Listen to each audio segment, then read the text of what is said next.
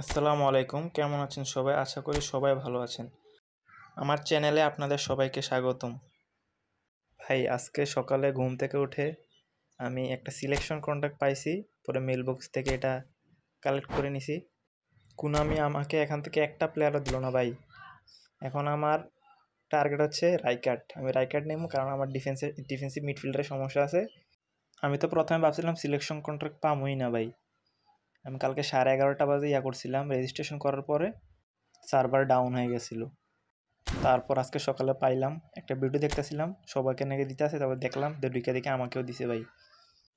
Defensive মিডফিল্ডারের সমস্যা না থাকলে ভাই আমি রোনালদিনোকে নিতাম।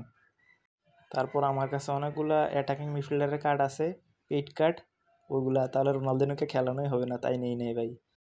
আপনারা কে কোন কার্ডটা নিয়েছেন কমেন্টে জানাই দিন, আর কারা কারা সিলেকশন কন্ট্রাক্ট পান নাই অথবা পাইছেন তারাও জানাই দিন। ভাই মাকালেলের কার্ডটা অস্থির একটা কার্ড, কিন্তু আমার কাছে রাইকার্ড ভালো লাগছে, তাই আমি মাকালেলে নেই রাইকার্ড নিছি।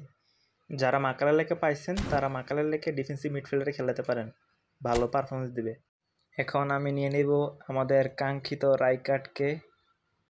অনুভূতিটা অন্যরকম ভাই, সেরা অনুভূতি।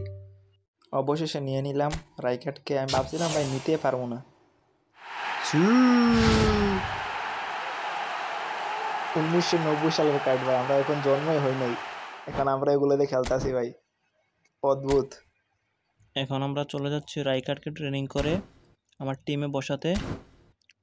ভাই মাইলস্টোনের ছোট ভাইদের জন্য অনেক কষ্ট লাগতেছে, সবাই তাদের জন্য দোয়া করবেন, আল্লাহ যেন তাদেরকে জান্নাত নসিব করে।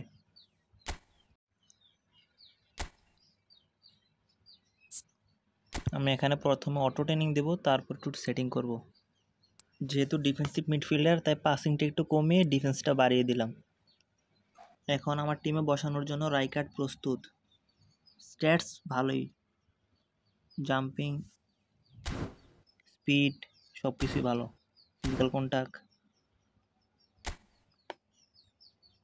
কেসিমিরো, রাইকার্ড। কেসিমিরোকে উঠাবো না ভাই,